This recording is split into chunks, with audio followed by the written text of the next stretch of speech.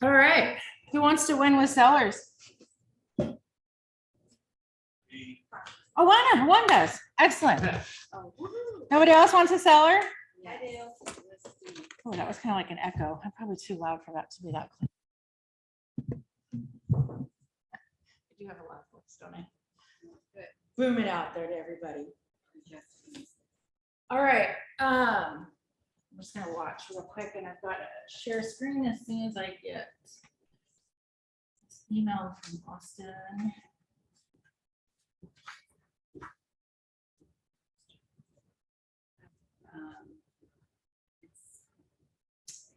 Oh,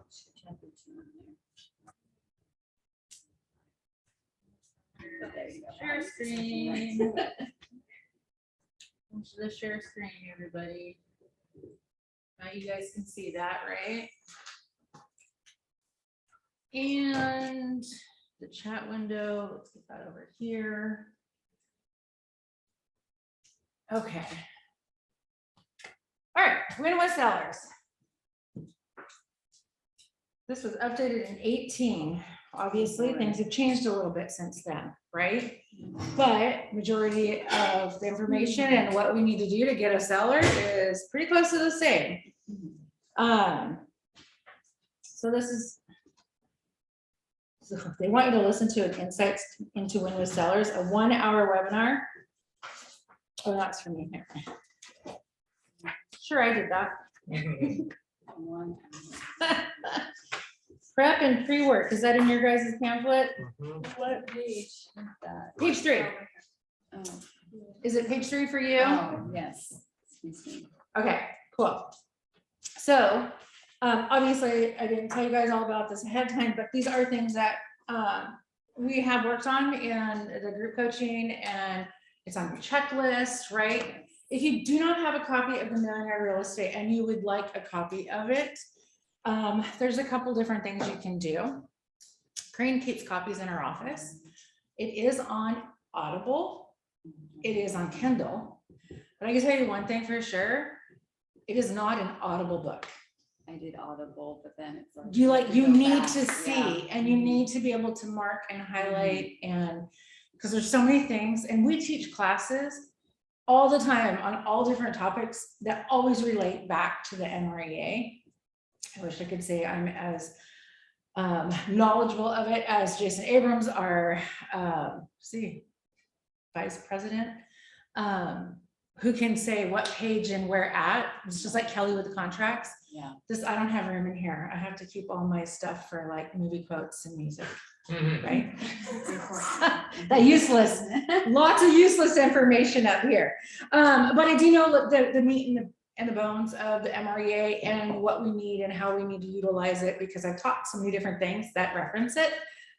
So it really is a great book to read, especially starting your own business and understanding just the whole model of it. There is also a podcast that ties to it. It's not like full in depth like the one thing, right? The one thing is huge, and I think it actually goes through the entire book. The podcast for the MREA is Gary Keller talking about specific things. So there's 2 of them, and they're short, but they're great to listen to too if you do that. Hey, Tanya. Yeah. I'm on your computer. You said it was in the file explorer. Yeah, I had it open on the middle screen. With For the sellers. PDF, it just says student PDF, chapter 6, contract to close, and then also win with sellers. There's no toolkit. Nope. Go up one. There's PowerPoint, instructor blueprint, under win with sellers file, under agents, Yeah. timing guide. That's all there is. There's no toolkit. Nope. Okay, maybe it's inside the PDF. Hold on, let me open it up right here and see. Shoot, hold on. What pages? The toolkit is in there. Yeah, the toolkit's at the end of the thing. Thank you, Austin. Wait, I did you find it? Yeah, it's in the seller, in the student packet. Oh, I just had okay. to break it out because I wanted it stapled. and when I printed it. So I broke it out by sections. All right. Okay, thank you, Austin. I appreciate it. Yep. Okay, so the reason why they have a lot of this prep too on this sheet is because there's supposed to be breakouts within this class for you to actually do activities and you need this stuff for it. But we're not going to do those breakout sessions. Otherwise, we'd have to split this up into 4 days because it's an 8-hour class and we don't want to do that, right?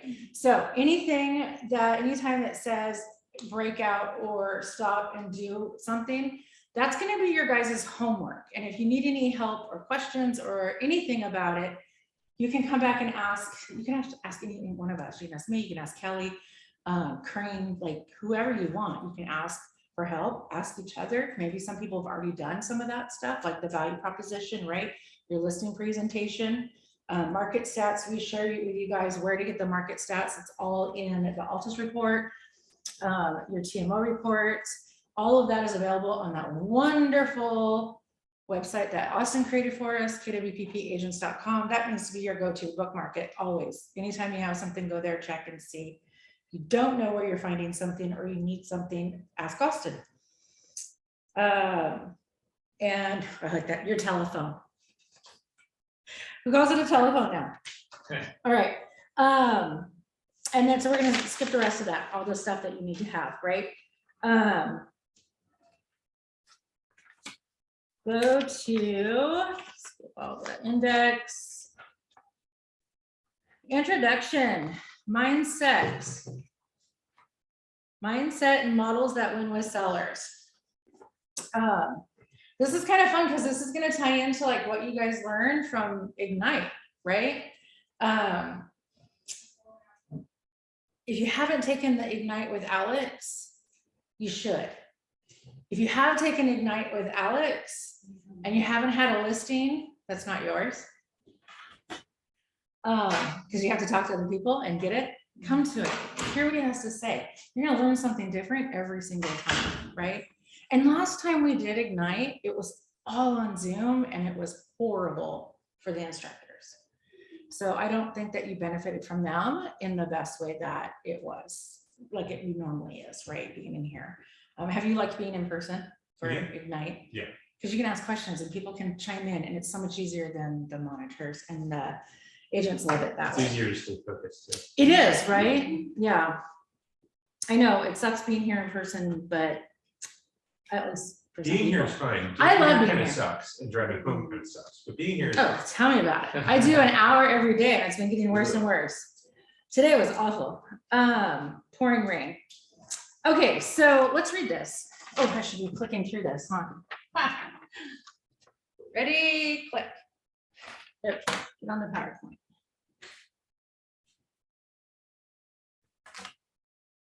Click. Ha. Why are you here? I think that's a really good question.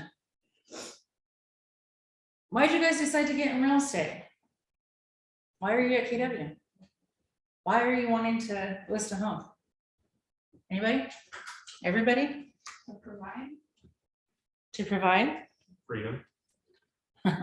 That's fine. The illusion of freedom. The illusion of freedom. Fantastic.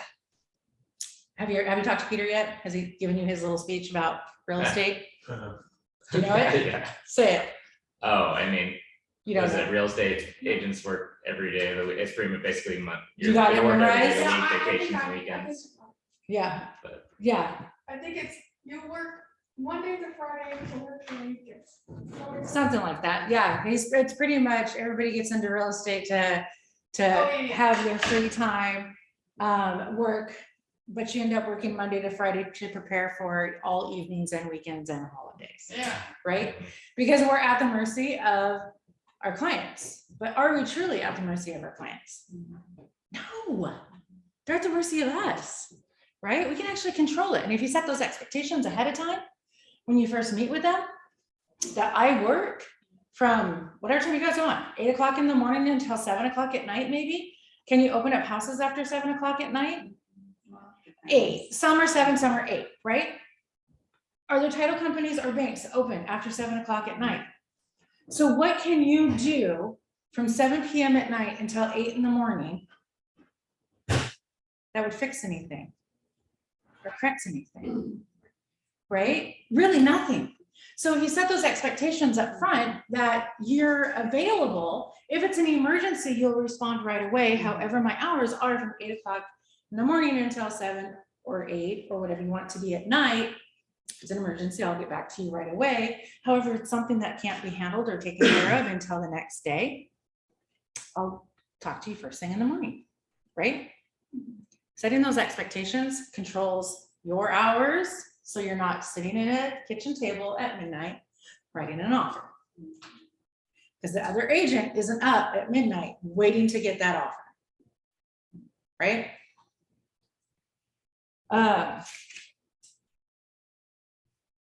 Anyone else want to share why they're here? To help people make money. Investments. It's great, especially for sellers, right? Let's see if that's on here. Nope, it's on the next page. We're gonna go back. So imagine yourself a year from now. You walk into your office Monday morning and see the stack of leads that you're gonna call. You call each one, connecting with them effortlessly, saying the right things, and exploring how you can help. You're confident that you'll set appointments with many of them. After your calls, you have 5 appointments booked, a solid follow-up plan for the rest. In fact, you've already done your homework for each seller and know what pricing you're going to recommend. All of your appointments go well and you sign all except for one. You didn't feel it would be a great match, so you refer them to another agent. 4 new clients in a week is a big win that boosts your motivation. Your motivation is even higher as you attend 2 closings that afternoon. That feeling of motivation and success propels you every day. What do you guys get from that? Sounds great. It's a lot. It is a lot. Because in 2 closings, 4 closings would be awesome. 4 listings in a week, Yeah. or 5 appointments. I mean, to walk 2 into your closings. office and have a stack of leads, that'd be great. Wouldn't Yeah. that be great? From the success, and that the keywords in here for me is, where's it at? Follow up plan. There's the word that stuck out to me now, I can't find it. Is it effortlessly? It's boosting the motivation, right? Oh, yeah. What's gonna boost your motivation? Having things set and lined up. Every single morning, Alex Clark comes into the office, or he's at home doing it, but I know him. Starting at 8 o'clock in the morning, he is calling every single lead that he has set for the day. And he goes in and he presets, and when he talks to them or doesn't talk to them, he either moves it to the next day, couple days out, or he sets up a follow-up of whatever the conversation ends up. The notes go in there and he sets up the next appointment. So that's setting up your appointments for the day. We talked about yesterday on how to find some sellers, right? And some buyers in our group coaching. That's a great way to get leads, right? Comb through, find homes that are available or could be available, right? Set yourself up in your system. Think about how much time you have and how many people that you could call in a day, and then line them up. And then as you start working through them, and setting your next appointments and setting your next task to-dos for those people, you are setting up your future timeline of what you need to do every day. Coming in, knowing that you have 20 people today to call to try to schedule appointments or follow up with buyers, because it could be any one of those things, right? That's your to-dos, that's your task, that's business, right? So you set yourself up, you come in confident, I think that was one of the words that was in here, and assured that you are going to set appointments. Alex always hits it, I'm gonna talk to people today. They're gonna answer my call. I love it when they don't, but only because of the way he reacts to me. I'm gonna keep calling them until they die. He will. But set that up, right? And if you're not setting that up, if you don't have your contacts set up in a CRM, whether it's Command or any other CRM that you want to pay for, you're never going to talk to them. You need the system that forces you to make these calls, to do the leads, to get the appointments, to get the closings, to get the money, to provide, to help people to be successful, right? In whatever that success is for you. Yeah? Is that clear? Friends? Okay. Real quick. Are all of you guys interested in working with sellers? You must be, because you're here, right? You guys online can chime in anytime too. Why do we want sellers? Right? I mean, yeah, listings are great. You can add it to like a portfolio for the future listings and whatnot. You just build more. If you have a good one, a successful one, you can use that to like propel yourself into more essentially. It provides like lots of advertising and marketing for yourself. Yeah. You're secure. Well, and if they need to buy a home. Bam, double deal. And they can be less work. Yes. Ideally, they would be less work. Realistically, you know, sellers can be either, they can be more difficult, right? Depending on the situation. I've been where one party doesn't want to sell and the other one got divorced, right? They can be hard. They can be easy, especially if they're selling to move up or to go somewhere or to move down or whatever it is that is a positive for them. Then they're fantastic and wonderful. But sellers can be hard. However, sellers, listings sell, right? You have to do all the prep work and get them going and then check in with them every single day. But if you're not on the buyer side of it, you still get a sale, probably a higher commission, hopefully a higher commission, right? So it's a guaranteed sale is what we pretty much call it, unless you are drastically overpriced or the property is. And then that's where up here it says one wasn't a good match, right? Probably the seller was not wanting to be realistic in the list price that it really needs to be at in order to sell it. That's typically when you would be like, or if you guys just don't mix, have those two, right? And you'd be just better off referring them to another agent who doesn't mind, needs it, you know, whatever it is, can come from a different direction, right? So don't be afraid of that. You still get a referral, right? And you didn't have to deal with a difficult seller. Right? Sometimes it is worth passing off if it's a difficult seller. We do have agents who don't mind working with difficult sellers, right? What's everybody's business goal for listings? How many listings do you guys have set in your goal that you want to receive this year? Earn is the word. I don't know if I make support one. Okay. I just went 50-50, but I realistically gonna do a lot more buyers. It's true. Starting out, you will, right? But what would be your goal for listings? 50. 50 listings? No, The I mean number of goal listings. number. Yeah, I'd probably go for like 6 listings. Awesome. Maybe like Awesome. That's a fantastic one. 8? I take 6. You'll take 6? So would I. Yeah. Realistically, I would love 6, but 12 is my goal. That's awesome. 6. 6 would be great, right? You guys online? Who's online? Who we have? We have Barbie, Corey, and Kirk. Awesome. Can you guys even hear me? Did I unmute it? I did unmute it. Yeah, can you hear me? Yes. I said 12 for my goal and I would be blessed with 6 and my dog agrees. That's okay. Yeah, absolutely. Sorry. And Barbie, my dog does the same thing. Kirk? I have 12 down. Awesome. And you want 12. And then Corey, did you make that? I can't, you guys, speaking would be best because otherwise I have to walk all the way over here. 12 to 14. Oh, no problem. Yeah, I said about 12 to 14 between commercial and residential. Awesome. Okay. And everybody has these entered in command so you know when you reach a goal, right? Sort of. The answer is going to be yes. And if you don't know how to do Yes. that, Austin is your man. All right. let's get going. We're halfway through already. No, I'm just kidding. Words of wisdom. When you interview the very top people and ask them what their biggest challenge is, invariably they will tell you it's mindset. Keeping it strong, focused, and positive amid the many challenges they encounter every day on the way to the top and staying there. The vast majority say this is their top issue, not leads, but their mindset. It's in everything that we do.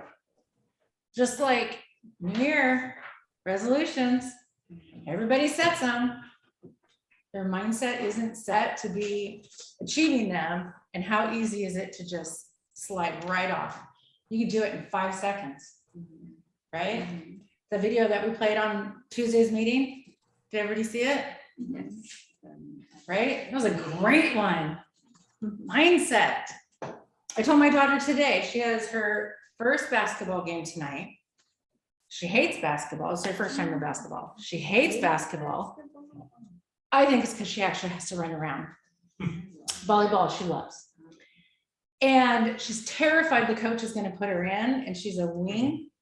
Okay. I don't watch basketball either. That was my sister's sport. I was track. And she's terrified. Mom, what if I suck? What if I miss? What if she puts me in? What if I don't want to? And I'm like, Savannah, stop. Change your mindset. Be positive. If she puts you in, fantastic. What's the wing's job? You get the ball, you pass it to your teammate, right? You don't have to worry about shooting in the basket and missing. Just don't pass it to the other team, right? So just trying to change the mindset on it. So I can't wait to see how she does today.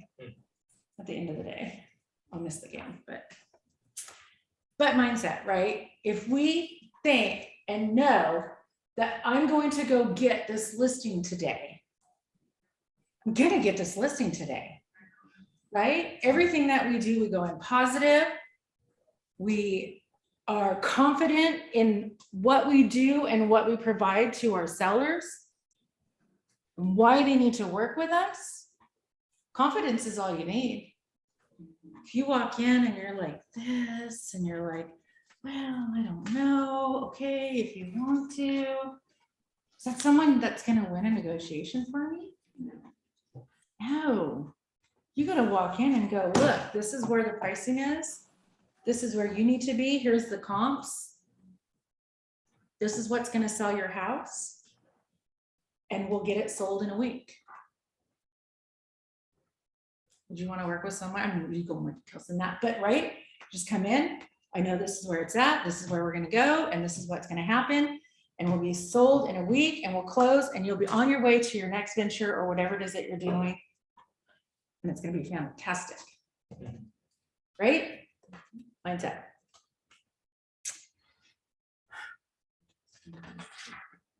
Proven models, it's always that, right? Why should we recreate the wheel when we already know certain things work, right? So I always love this.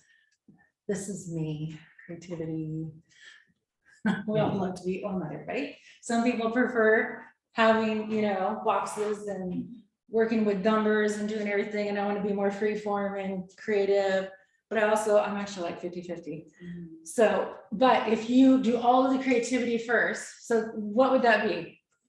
That would be setting up and preparing your website and your logos and the covers and signs and your presentations and like everything that you need, but you haven't done any of the other things, like putting your people in command, going through and contacting people, letting them know that you became a real estate agent, right? If you're spending all of your time preparing to prepare, that's what we call it, right?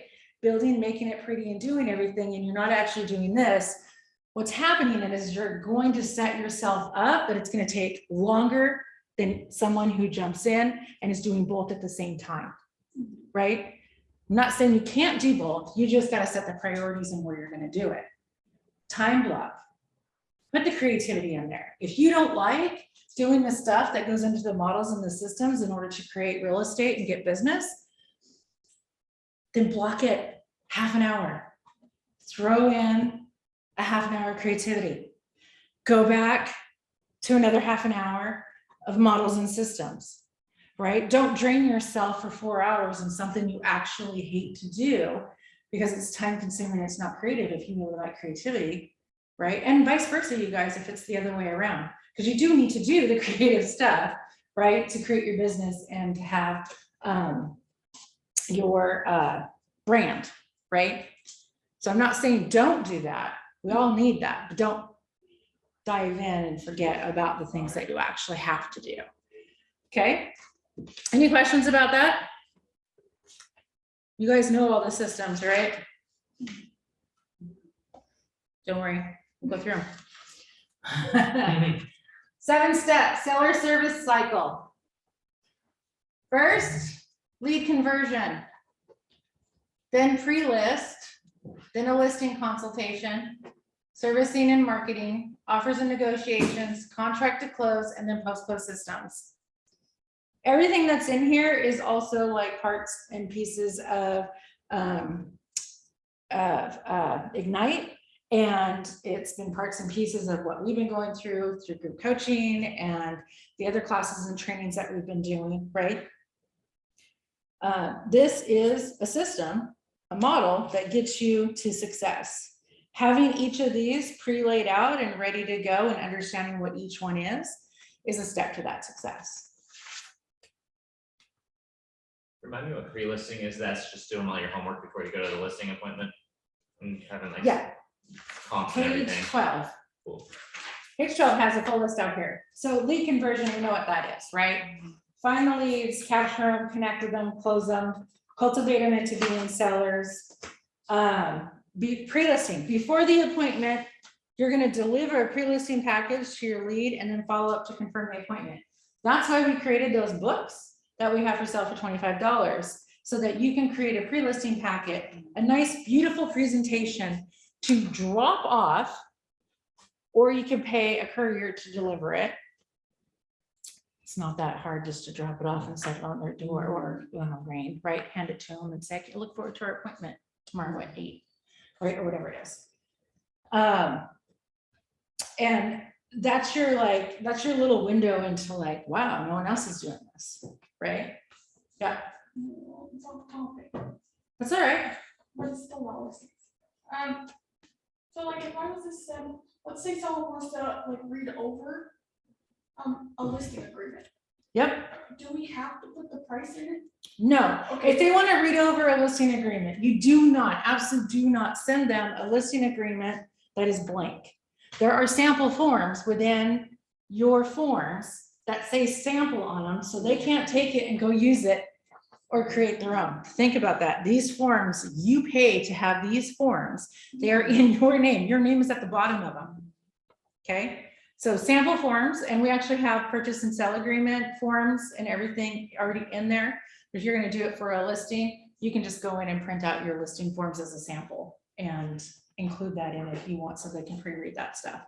Especially if you know it's a high D who wants to go over every little detail. You're going to include your marketing plan inside that, right? And then you're going to follow, because this gives them time to preview it and look at it before you even come, so that when you go and you sit down with them, the majority focus of your meeting is going to be talking about price, because really that's all they care about.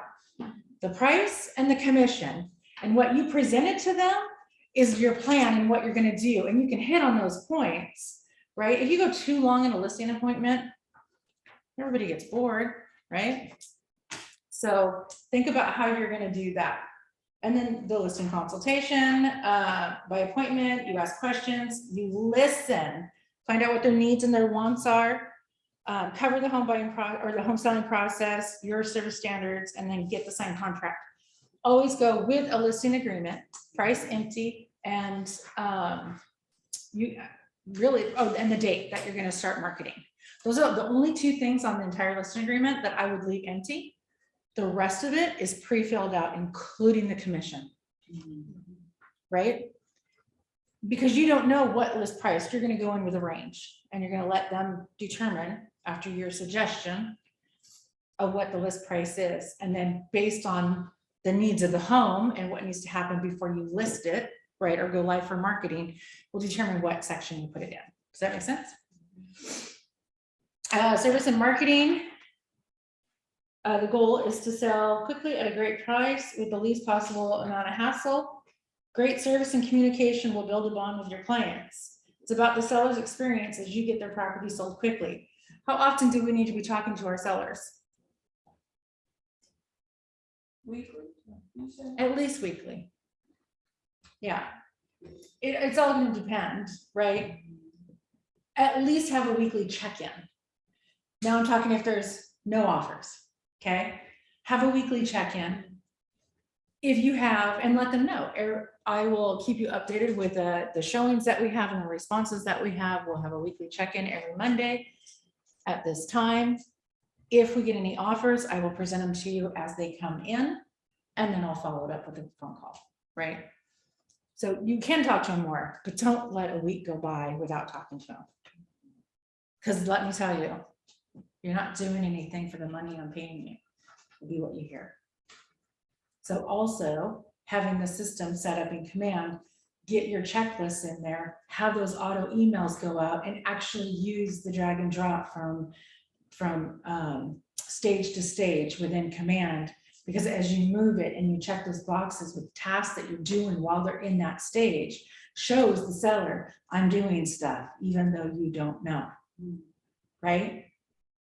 Without you having to sit down, write out an email or a text and constantly think about it as your business grows, right? If you start your business that way, that, oh, the stage is kind of tomorrow, or we did the staging today and tomorrow we're doing the photographer and the next day, you know, or you let them know that we did these as you go, you're gonna have to do that. And if you have 5 listings at once and you have 6 buyers all at the same time, what do you think is gonna happen?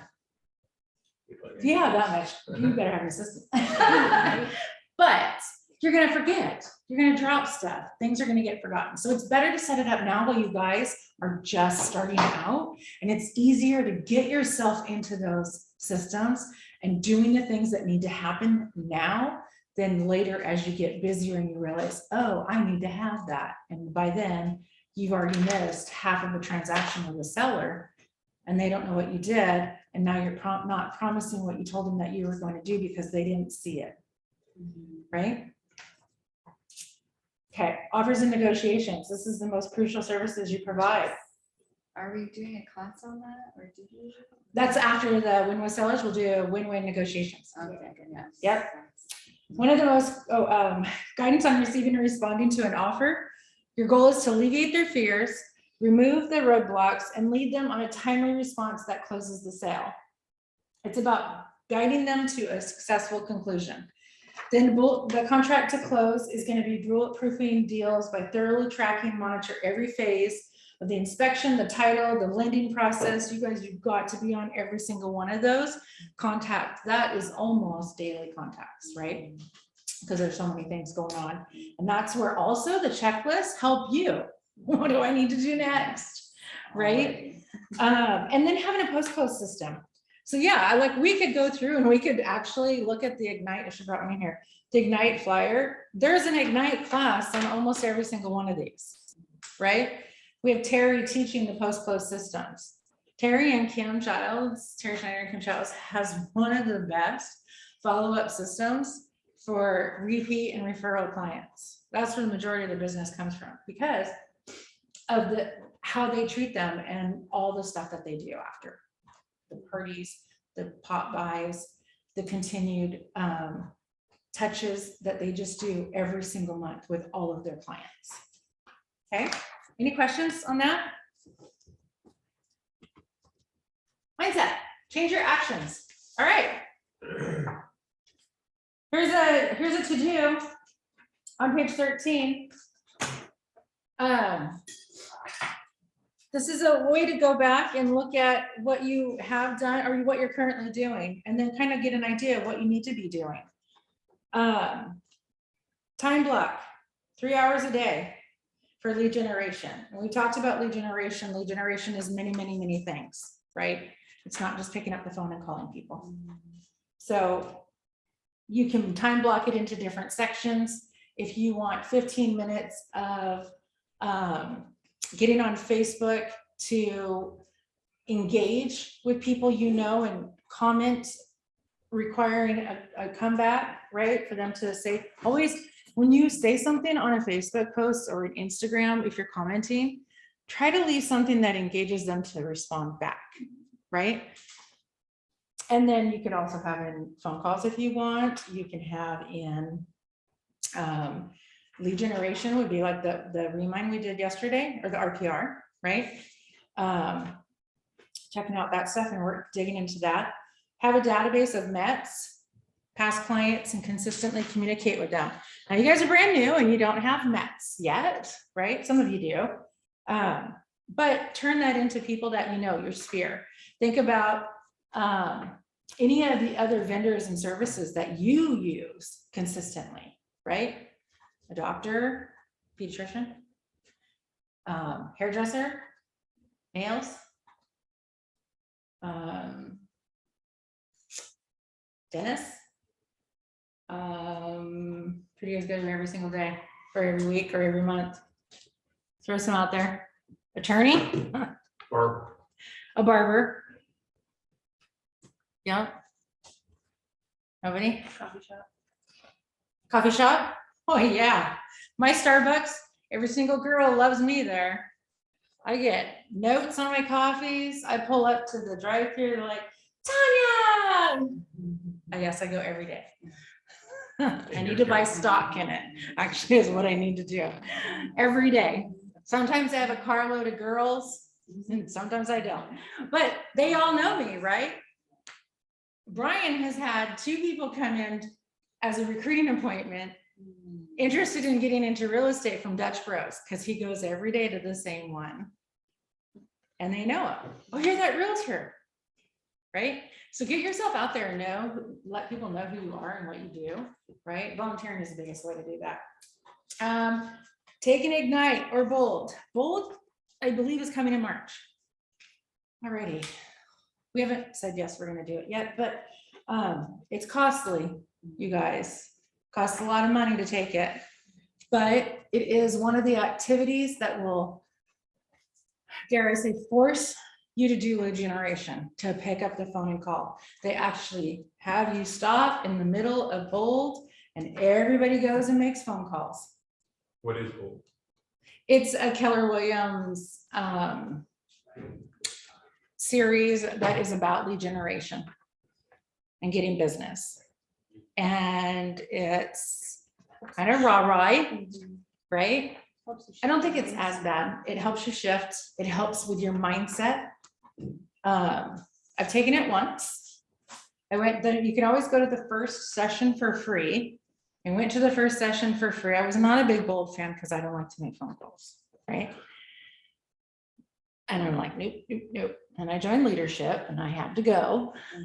And I went, and the speaker that we had at the end, I'm like, can I go? That's how much just going to the first one and hearing that instructor, that coach speak to us.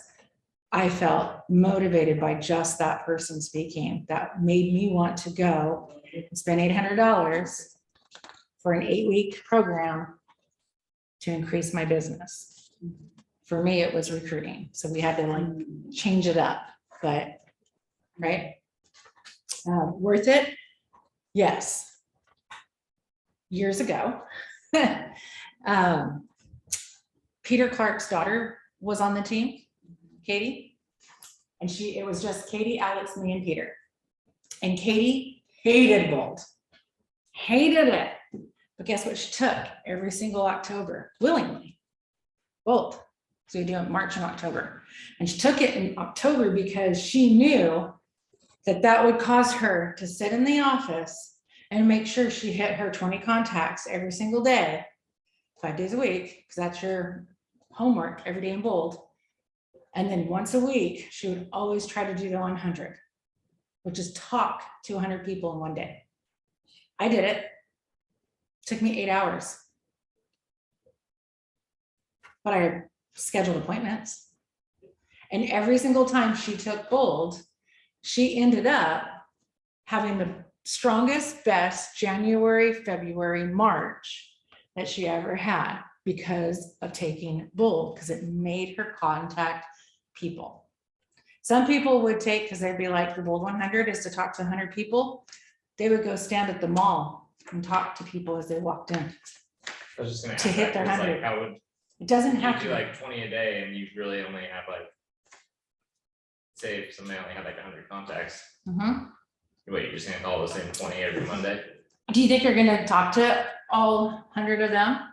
They're all gonna answer their phone? No, you You gotta can go still get more, burn you through gotta it go quick. get more people. Yeah. Right. So you go, You gotta figure out how you're gonna get people to and talk to you. then they have you do that in Bold, where you just go out like, on the street. and meet people. No, there, when you go to Bold, you're gonna call the people in your contacts. Okay. Yeah, it's intense, it's fun. You actually end up writing yourself a letter that they mail to you, and you get it a year later to see if you actually achieved what you said you're gonna do, because it's like, picture yourself 1 year from today, what are you gonna tell yourself? And you write yourself a letter, and you put it in an envelope, and they mail it to you a year later. We did ours right before COVID. Guess what didn't happen in my letter? Half of it. My letter was that I was going to get my rescue diver, and that I was going to do the dive heart that we were supposed to do in May last year, or not last year, in 2019. And then just increase the business here, right? So because of COVID, those first two things got shut down and didn't happen. But guess what I did in 2020? Both of them, right? Got delayed a year. Is that all right? It came to me and I'm like, well, shit. Gotta do it this year, right? Same thing with setting our annual goals. We set our goals for us to achieve each year, and if we don't achieve them, is that okay? Absolutely. We look at what we did or what we didn't do, and then we adjust it and we make it going forward that we're gonna do that next time, right? We don't get down on it and, oh, because that's mindset, right? Oh, I didn't make my goals, it's not gonna happen, I don't wanna do this anymore. Well, then you're not gonna do it. So you might as well just stop and go, or change your mindset. Be positive about what you're gonna do. Does anybody mark these yet? While I was yakking? No? Go back, think about it, look at what you're gonna do. No one can check number 5, so that's not fair. So this class is typically out for agents that have been in a couple years, but I don't see why we can't teach this to our brand new agents right now, right? You guys wanna win with sellers. Why should you have to wait for 2 years? Yeah, I don't think you need to. no. No, absolutely not. So think about that. I love this one. The person is immersed in the market center. You know the staff, you have a network of colleagues and the vendors, and you attend classes and events. The next step to that would be that you're a top 20 agent and you can be on the ALC, and then we help you with your business, right? By understanding what our business is and the models and everything. But coming in, getting to know one another, look at you connected, right? Getting to know one another and having a nice network that also helps you. So like, look at Melanie. Melanie was actually on staff. She was Austin Agent Services. She was with us for a little over a year. She knew when she joined us, she said that she wanted to become an agent, but she needed that stepping stone and wanted to like come in the office and be a staff. So when she left that, it was a big jump, right? Income, no income. But look at her now. And she's always, man, she comes in, she talks, she gets to know everybody. She has a great network within the office, partially because she was on staff. But even after she came off staff, she still networks and gets to know you guys too. How many have shadowed with her or, you know, gone on an appointment with her? I know some of you have. I don't know who this person is. Melanie's fantastic. And now she's killing it. She's having a great year, right? I think she's achieved her goal. So, and then family reunion, if you guys want to go, tickets are still on sale. It's Orlando in February. Are you already going? No. We really wanted to go. We really, really wanted to go. I was actually going to surprise my family with the first half of it as a trip to Universal. You're not going? We're not. We don't want to test Omicron down there because Florida's like the biggest. We'll do stuff here. There's gonna be virtual. Right? Yeah, you can get your own virtual so that you have access to everything. We're not gonna play all of it here. We'll play the main breakouts, or not breakouts, but the vision, speech, and state of the company. We'll play the main ones in here, but if you get the virtual one, you have access for 2 full months and you can attend any and all the classes and breakouts that are there. Family Reunion has a lot of them and it's fantastic, especially if you have a vision on where you want to go. They're all broken out by buyers, listings, investments, luxury, commercial, and then breaking out into what you can do inside those, right? So I would get it. I am getting it, but if I were you guys, I would get it, at least to do that.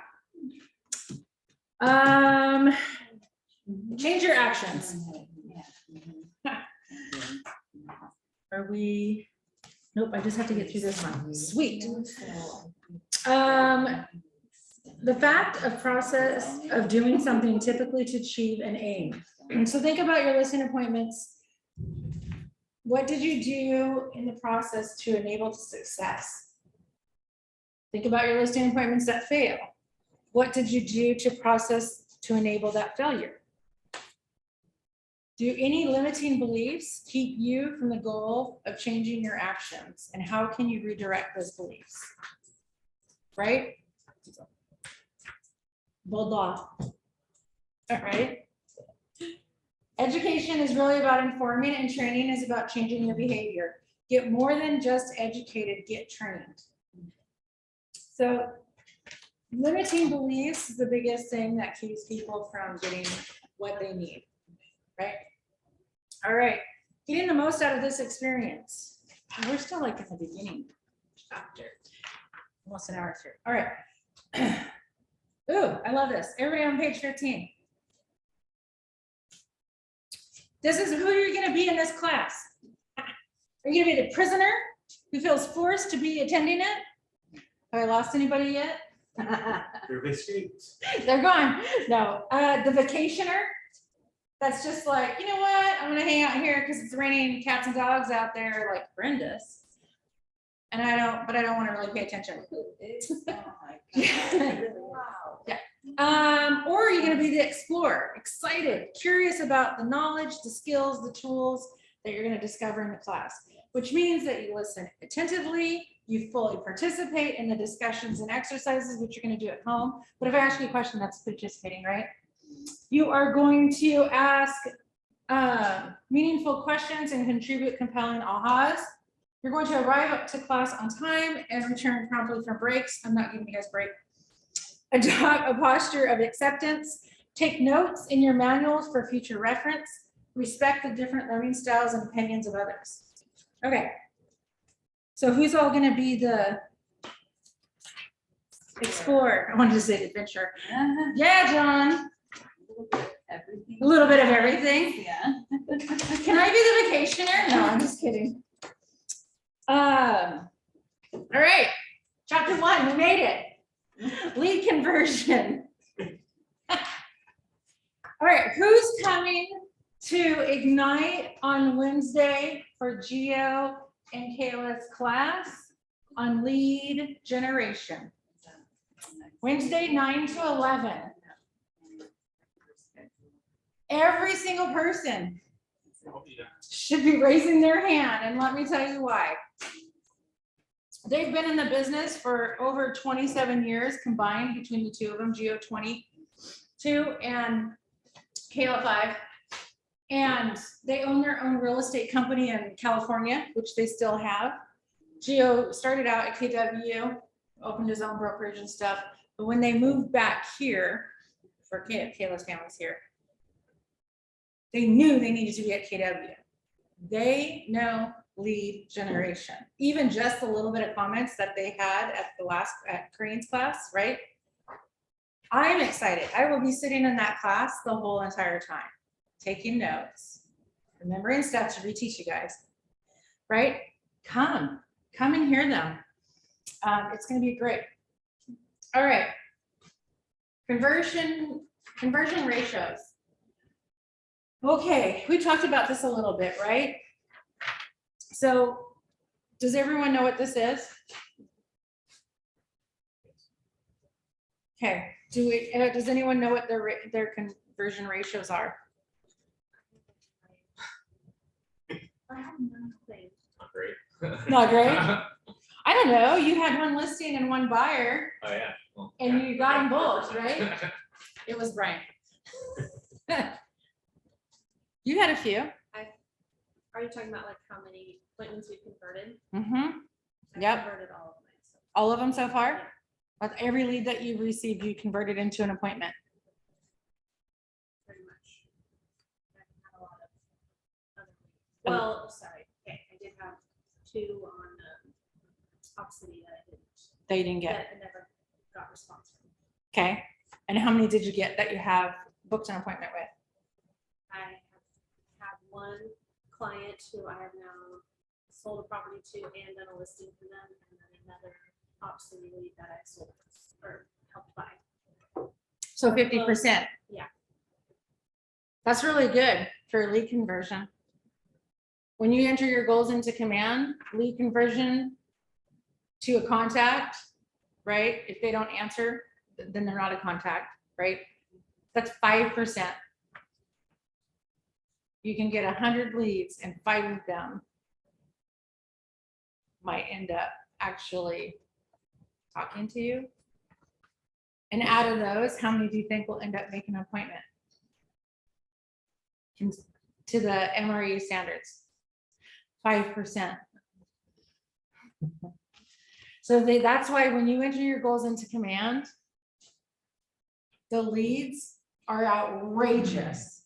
Like, how the heck am I supposed to get 16,000 leads in 1 year? You can, right? If you do ads, Beth Casper just showed me an ad that she did for a listing. She had 24 leads on it. There was only like, it was around 1,100, 1,200. The first one, views, which is drastically down from what we used to see, right? Thank you, Apple, for blocking that. It's another reason why I don't like it. But you know, it's just like the same thing. You go to an open house, anybody that walks in the door is a lead. If you convert any of them into giving their contact information and having a conversation with them, that's contact, right? That's your conversion rate. So just think about that as you talk to people. Now, if you're entering every single contact that you ever have or lead that comes into the system, into command, and then you create the opportunity for them, right? Because they might buy or sell in the next year. Now you can go in and in the details information, you can put in the date that you called them for an appointment. You can put in the date of the actual appointment. You can put in the date that they accepted to work with you, whether it's a listing or a buyer. And then you can put in the date of the contract when you go pending, and then the date of close. Command in the background is going to take that information and create your conversion rate. How long it takes you to go from one position to the next. How many actually end up there based on all the contacts that come in. It's fantastic. Don't forget to use that. So you can also utilize this, the thing at the bottom on 18 to figure out what your numbers are, right? Contacts to lead conversion rate, divide B by A. You got to put the answer these questions up there. You guys don't have many yet. Some of you have some of you don't have any. Just know if you start using command the right way, it's going to track all of that for you. So you won't have to know what your conversion rates are next year. Pretty much now, like when you get to setting your goals, the MRAs is 5, 5, and then 75 for the rest, right? 75% appointments will actually keep it. 75% of the kept appointments will actually work with you. 75% of them will go under contract and 75% of them will close. You can change those, right? And in today's market, a buyer, I might still put around that 75% because they might not get a home, right? But a listing, it's listed properly, I would say maybe 90% will close. You always got to leave that one in there, right? So setting your conversion rates can help, and you can do that, or you could leave it the way it's at. And what happens if you actually achieve more closings than what the 5, 75, 75, 75, 75 does? It says you need 12 to achieve the goal that you want, and you ended up with 13. Are you mad at yourself because your conversion rate was better? No, it's a bonus, right? All right. Lead conversion. Have you converted any leads yet? I mean, like right now? No. Okay. We talk about this all the time. To succeed in real estate, you must have client leads. I had it somewhere. No. You must have client leads. It's that simple. Until you've had enough leads to meet or exceed your goals, there is no other issue. No matter if you are a doctor, a lawyer, an entrepreneur, everyone has two jobs: the chosen profession and lead generation. In any business, right? We have to work to get people to want to come to us, to have us help them. Pre-qualify a listing lead. Here you go. We're going in deep. Are you ready, Brian? I love that. This is what I want to hear from all you guys. If I'm doing 200 to 300 deals a year, guess who does that? Tony DiCillo, Vice President, TW Math Research and Development. Fox team. And then. And them. I can't follow a lead for 14 days. If I'm doing 25 deals a year, I can probably follow that lead for 30 days. So the busier you are, the shorter your definition of a lead, right? Of course, if you're doing 200 to 300 deals a year, you're going to have a massive staff like they do right here behind this wall, right? And you're going to grow, and we have classes to train you on that. So when you reach there, fantastic, we'll have a class on that.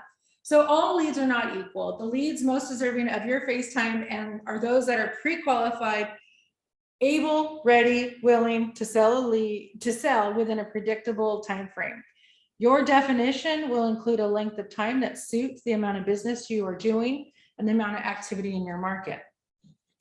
That's why I say every single time you talk to someone who is interested in buying or selling in the next 12 months, what are you going to do with them? Put them in your contract. They better already be there. Put them on a drip and, Nope, no, Neighborhood nurture. nope, Marketing. they better already be on those. wait, can you repeat the question? Yep. If you have someone who wants to buy or sell in the next 12 months, Oh, you're gonna mark them as hot. what should you be doing with them? Nope. Talking to them. Yeah, but nope. Kurt, I know you know this one. Following up weekly. Yeah. He's on the phone. Setting up an appointment. Oh, it should already be done. Give up, Prospecting. should already be done. Create an opportunity, Oh, yeah. right? Why do we create an opportunity? I'm gonna pull it up. Potential. Oh, I probably can't do it. Passwords. No, this one I know. I just meant for sharing the screen. I'll just slide it over there. Oh, me too. I sat, here's the beauty, when I changed my phone, because guess what I changed to? Oh, you got it. So when I changed my phone, I had my other phone sitting right there. One app at a time, I logged into every single one so that I could make sure I remembered. Yeah. Oh, Kirk Bell, Michael Jordan said he missed more shots than he ever made. Hang on one second. I think that's it.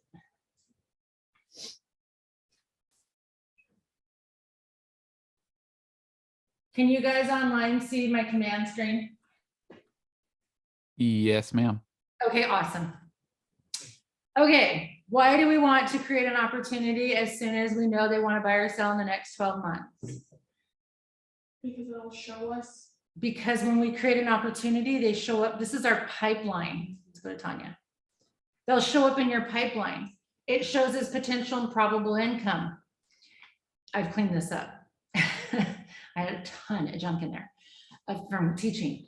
So if I'm in cultivating, I just met them and they told me that they might be interested in buying a home in the next 12 months. I create the opportunity, they're gonna show up here. And when I create the opportunity, maybe I'm waiting for them to talk to the lender, right? They said, we want to talk to a lender first, or you tell them to talk to a lender, see if you're qualified. So now I'm gonna watch them. There's gonna be a box here, and maybe I'll go back over here, hold on. Maybe I have some in the test team. No, I cleaned it out. I was trying to fix it up for our numbers going forward. So when you're in there, you're gonna grab the box and you're gonna drag it and pop it over here and nurture. Because what if you find out they can't buy yet? They gotta clean up their credit. Maybe in 3 months, they're gonna relook at it. So we're gonna nurture them until that point. I forget if that when you do drag and put them into nurture there, does that trigger a smart plan in there? No, this triggers new checklists that you have to enter in here. So when I'm in here, let me go to my edit stages and show you, do we have checklists? Yes, we have checklist items. So if it's in nurture, here's checklist items that are gonna show up. It's gonna have a little box at the bottom that says 0 of 4. And then as I check them off, then they'll get, each day they'll get, the day I check it off, they'll get a note, an email in the morning, because I can set that up, that says, here's the thing, we're checking things off the list. Here's what we've done today. If I choose to have that as something they know, right? If I choose for them not to have that, these I probably would not have anything in nurture go to them. But these are gonna be things that are gonna pop up for me to do in my tasks every day under opportunities, because now it's an opportunity. This is a way for you to maintain your pipeline and make sure that no one is missed. If they're just sitting in your contacts, they can easily be missed, right? I know they want to buy, and I'm going to keep them here until I schedule that appointment with them. Once I schedule the appointment with them, I'm going to be scheduling their appointment. I'm going to schedule the appointment. After the appointment, if they actually keep it, because they don't all keep it. Are you going to put it to kept? Probably not. You're going to move it right into active. Yeah, but if Right. you already have buyers, so you're just trying to. Just come keep right that. into active and create the opportunity for them Uh-huh. that you know they're wanting to buy in the next 12 months. They need to be in here. Are they searching for homes right now? Are you actually showing them homes? Because maybe they're searching while they're getting pre-qualified, Mhm. but they're pre-qualified and now we're ready to go start actually looking at homes. So they're going to be here. Okay. And then once you go write a contract on it, they're going to be sitting here. Do you take them back if that contract doesn't get? accepted? Absolutely. Okay. Yep. And under each of these are stages, or under these stages are the checklists for you, and you can create them, you guys. You just come over here and you can edit. I can edit the percentage if I'm showing them. And I don't know, I've edited some of mine, so these, I don't know if these are all what KW automatically puts in there. Like I know once and don't worry about legacy if you have that. That was when we imported from .loop when we switched systems. But you can click on these and this is where I can add more. I can add it, I can get rid of it, I can rearrange the order of it. Okay. But you're gonna work this. And the one thing that everybody forgets to do is this one. This is the most important one under contract. Look at all those stages we have. Clear to close. People will leave them here even after they close, and they'll forget to drag it to close. You gotta drag them to closed. If you don't drag them to close, they're gonna sit and sit and sit, and you guys are gonna be going, why are they? I've gotten these calls. Why are they not out of there? It closed last month. Well, you didn't put closed. You didn't change the close date on it, and you left it in under contract. If you'd moved it to close, when we do transmittal, bam, they're gonna end up over here in all your opportunities, and you can find your actual close. Okay. So that has to do with paying too, like getting paid for it. You have to slide them over that, or is it just like a bookkeeping thing? Just slide them over? This is for you guys. Okay. But even us, if you don't move them to close, it does become an issue for us because we get the numbers that are in here fall into our reports and what we're expected to have for closings for the month. And we have this projected closings. And I can't tell you how many times people haven't changed the close date, like if it got moved out to the next month, like especially at the end of the year is vital, right? they don't move it over, and so they're still sitting there as a projected closing until it actually gets moved or the date's there. So sometimes, and we're gonna be changing things a little bit more. If you have one, we're gonna be calling you ahead of time before the end of the month and say, hey, is this one closing this month? Right? Especially last week. Cool? Cool. Cool. And who doesn't want to know what their projected and potential income is? How cool is that when you get to see? And the other part of it, I'm gonna show you real quick. The other part of that is when you scroll down, you get to see what your activities are doing. And you don't want it to look like mine does. Okay? Because what does this tell me? You took a break after Thanksgiving. Tanya only helps certain people. I'm not like full in like you guys are. I'll do a few here and there, right? So that means I don't have any closings coming up, Yeah. right? And I don't have any listings coming up because I don't have, actually I do, but I haven't put it in there yet. But as soon as you put that in, then that sweeps back up, right? So this is your opportunities. You want to see it going like this or like this, right? Up or a level, slightly increasing. You're gonna see a little bit of a down, but if you guys see this on yours, that means you're not having a closing for 2 months, at least, right? So it's a great insight to see. And then you can go back and you can go, all right, Tanya, what did you not do between November and now? Well, I didn't do any lead generation because I went on vacation. I didn't, but, right? I mean, that's the stuff. Maybe I got so busy and involved in the transaction that I was working with that went pending in November. It took all my time and I didn't focus on the activities that I needed to be focusing on. Which is totally true. It was my kid's place. Right? Complete remodel on it. So that took a lot of time. But I mean, that's the way to look at it, right? You go back, you reflect, and you should be looking at this every single month. What have I been doing? What haven't I been doing? What do I need to do differently? Okay. So when you are pre-qualifying a listing, so everyone's going to have opportunities now, right? Mm-hmm. When you are pre-qualifying, you want to make sure that they're financially able to complete the transaction. Now, we're not on the buyer side, we're on the seller side. What would make that not be true? Title report. Mhm. Names are on the title. Well, financially able. Maybe the house isn't in selling condition and they don't have the money to do the repairs. You'll get an investment person that will pick it up, builder, they'll tear it down. Every home is sellable. What financially would make it not sellable is if they have massive liens against the property. That is more than what the home is worth. So the total they owe the bank, liens against property, whether it's city, state, federal. And you find that out in the title report that you get from escrow. And you can get that before you even go to the listing, right? So that's the key thing. Or they over mortgaged. Guess what happened in 2008? 99% of the homes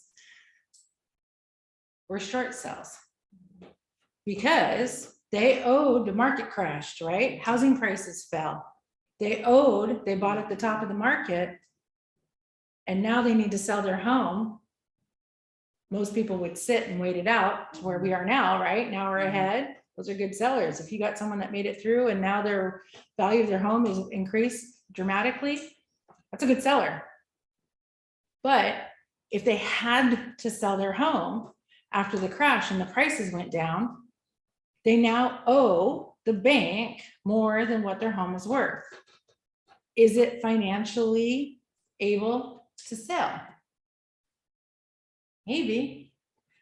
You have to hire a short sale negotiator to help negotiate with the bank. And I say you're going to hire, you're going to find one, the buyer's going to actually pay for it, to negotiate with the bank to take less money than what they owe so that they can sell the home. Did lots of them. They're not fun. It's not fun for the seller because now they have no equity.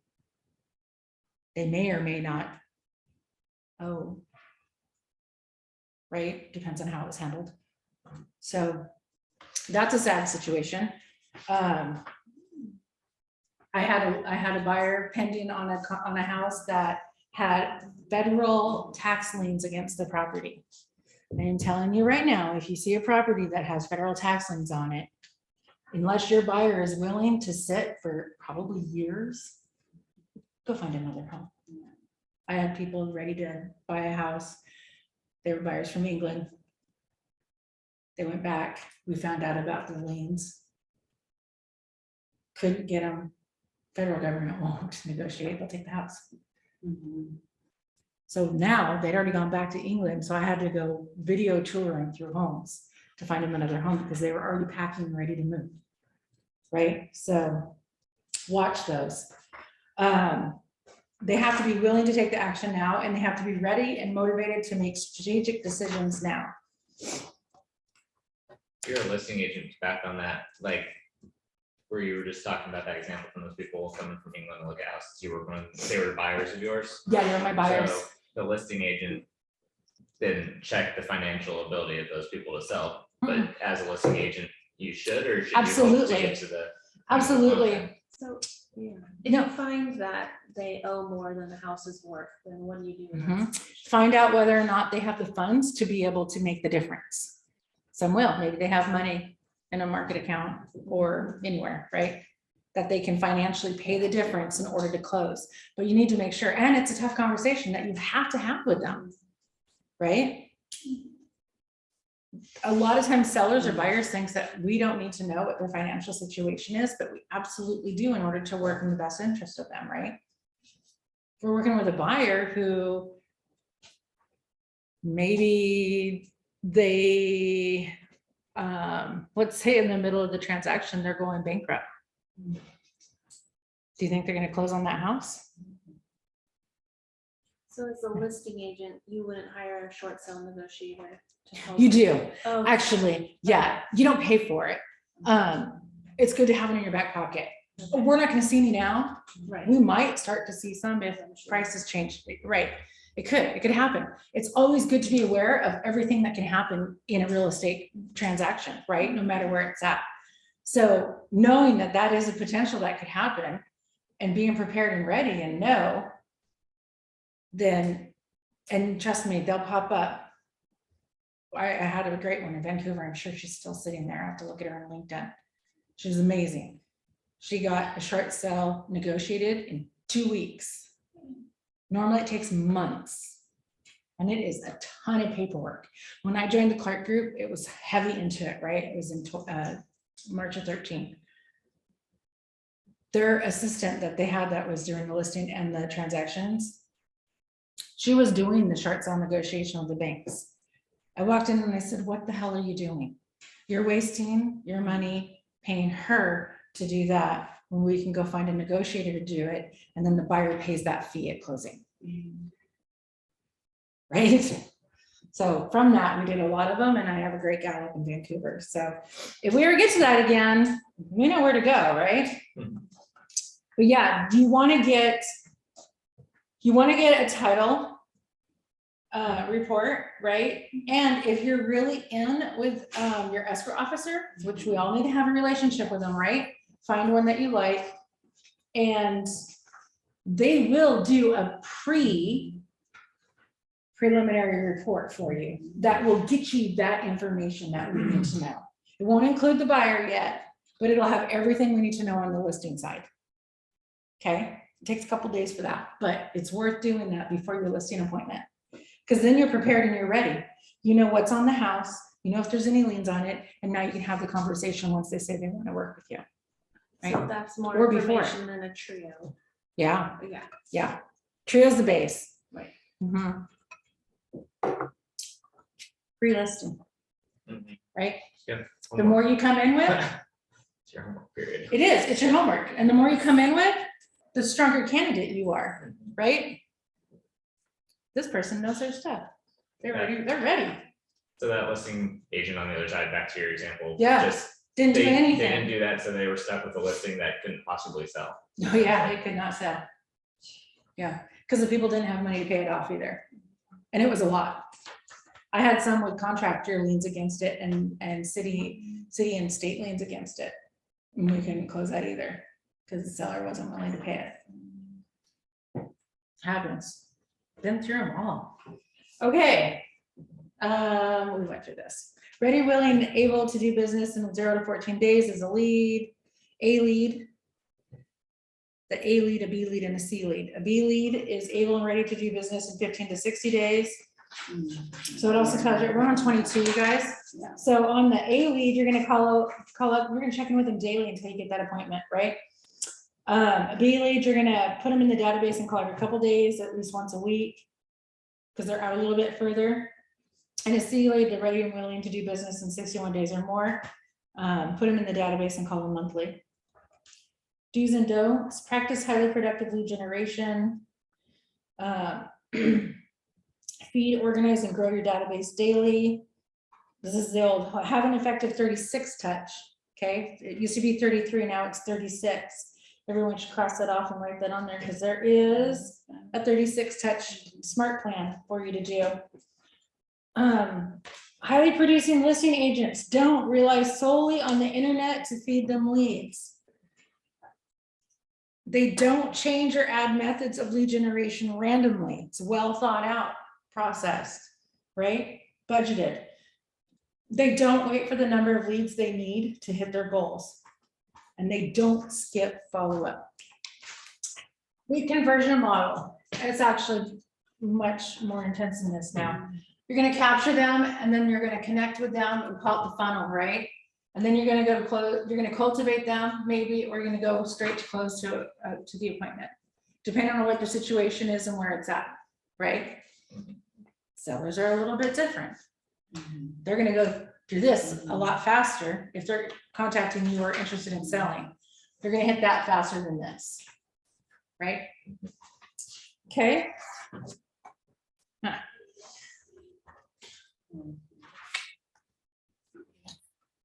Successful lead conversion. Actually, sorry, let me go back because there's all kinds of stuff here on each section here. Oh, scripts. Are you ready? Capturing your leads. This is the most important one. You got to capture them, right? These can pop to the scripts. Sure, it's in here. Objection handling scripts. You got all kinds of stuff in here to try to get people. Look at, here's one that someone brought up the other day. The other agent said he reduces commission to 4%. That would save us a lot of money. How are you gonna object to that, right? The key on these scripts, you guys, if you want to practice them one-on-one with each other or with someone, do it.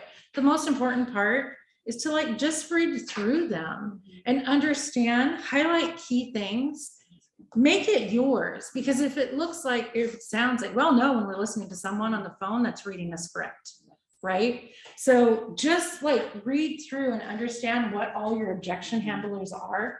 Think about it. I would have a notepad where I would go next to it and just put in commission, because that's what that is, right? They wanted to negotiate the commission. What are your key points? How would you respond to it? And think about how you'd respond to it. Write it down. Doesn't have to be a sentence. It could just be main things, whatever makes it easier for you. Because if you think about it and you write it, it's easier to remember it. And now it's not really a script, right? So we have all those. So let's go back to the capture. So capturing should always focus on getting enough information that you can contact the prospective client. You guys notice that in command, there is a health score of your database. There's a reason for that. This is it. The more information you know about a contact, then the more likely they're actually going to want to work with you, right? If all I know is their name, well, I can't contact them, right? go on the streets of shouting. Huh? Yeah. Joe, you wanted to buy a house. All the Joes will come out. I did? Wouldn't that be nice? You can search their name like we did yesterday and you can find them pretty quickly. Right, you sure can, right? Okay, you can find them very easily online. You can pay for services, because you can find people who live in a house, but then to actually get phone numbers and contact information, you probably have to pay for those. But if you have their name and their phone number, it's better. It's not the greatest. I don't really know anything about them. I can't email them, so I can't put them on a drip campaign. I can put me on a task campaign that has me, or a drip campaign that has me calling them or texting them every day or every other day. Maybe email isn't necessarily gonna hit them, but what if it's someone who prefers emails or text or calls, right? So the more information you have, and if I have a person who I have their phone number, I have their email address, and I know their birthday because I looked it up on Facebook. Think that makes it a healthier contact? Absolutely, because now I can make comments. I can know, I can set them up on a birthday plan, and guess what happens? It lets me know before their birthday that their birthday's coming, so I actually can talk to them ahead of time and say, hey, checking in. I see your birthday's coming up. Got any great plans? Whoa, now it's a little bit more personal, right? You're my friend, right? Not just a salesperson, I actually care about my people. So it changes your relationship. And so the more information you have about a contact and you put it in here, the more likely you're going to capture them and that you're going to end up having a lead conversion, right? All right.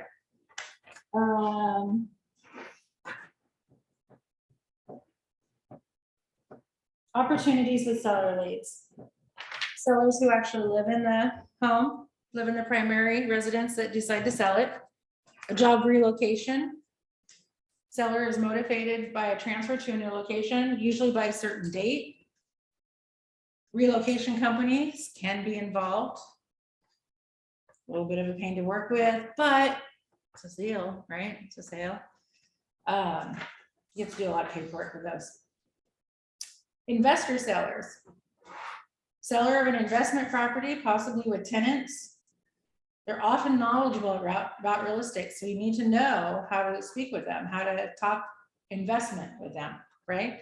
You need to know percentages.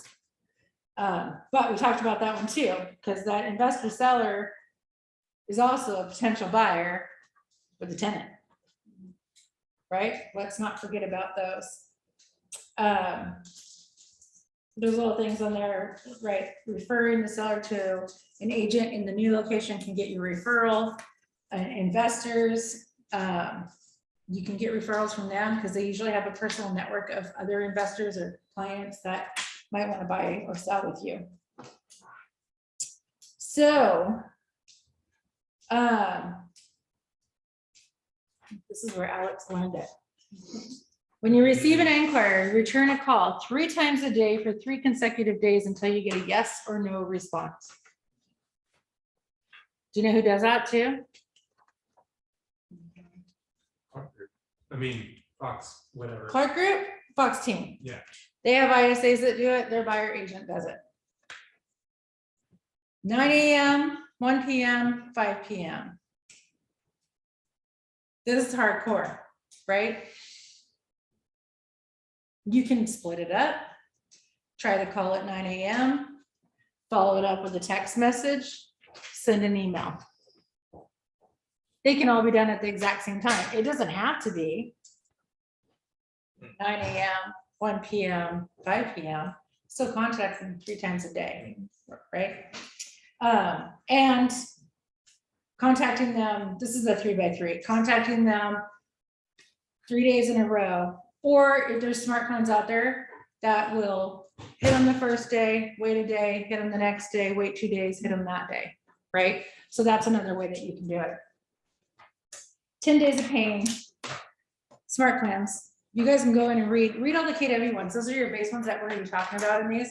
They've updated and changed them a little bit, but they're pretty much still the same thing. Okay, connect.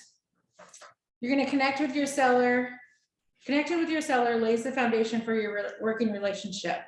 Your first goal in connecting is to build confidence and trust. And you do that by exuding confidence in yourself and showing attentive professionalism by asking questions, right? You don't want to just go in and say, here's what we can sell your house for. You need to know why they're selling. What do they hope to get? What are their intentions? And I bet you, tooltip, here we go.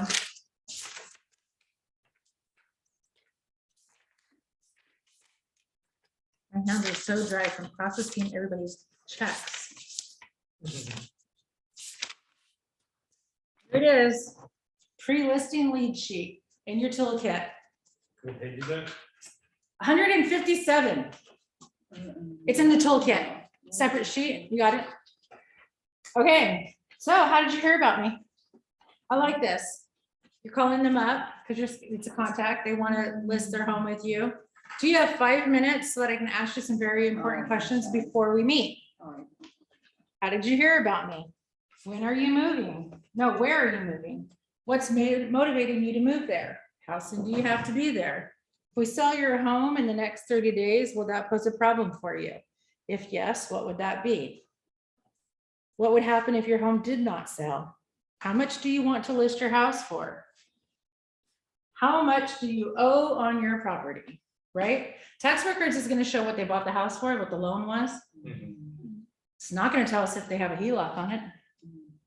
It's not going to tell us how much they paid off, right? A lot of them will tell you this is my payoff because you can go on and get that, right? It's not, or it's on their statement. It's not always true. There's usually added interest from that, right?